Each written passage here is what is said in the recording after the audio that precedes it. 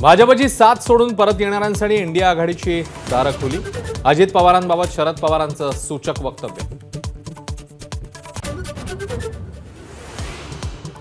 शिवसेनेला भाजपपासून दूर करण्याचा आमचा प्लॅन यशस्वी. शरद पवारांचं एबीपी माझावर वक्तव्य.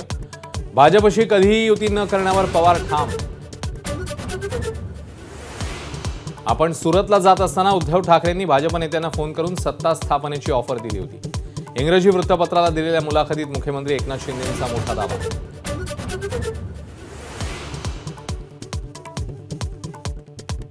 केंद्र सरकारच शिंदेना अटक करणार होतं. शिंदे कुठे कुठे जाऊन रडले हे त्यांनी सांगावं. शिंदेंच्या दाव्यावरून संजय राऊतांचा टोला. सपाचे प्रदेशाध्यक्ष अबू आझमी राष्ट्रवादीत प्रवेश करण्याची शक्यता. पक्षप्रवेशासंदर्भात प्रफुल्ल पटेल आणि अबू आझमींची रात्री उशिरा मुंबईमध्ये बैठक. सूत्रांची माहिती.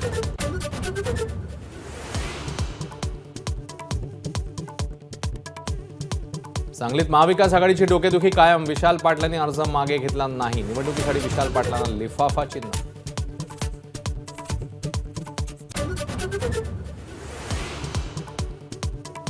उत्तम जानकरांचा अजित पवारांवर हल्लाबोल.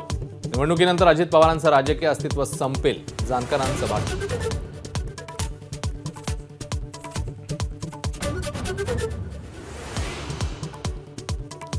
नवी दिल्लीत राष्ट्रपतींच्या हस्ते पद्म पुरस्कारांचं वितरण. माजी उपराष्ट्रपती व्यंकय्या नायडूंचा पद्मविभूषण पुरस्काराने गौरव. तर राम नाईक, उषा उत्थप यांचाही पद्मभूषणने सन्मान.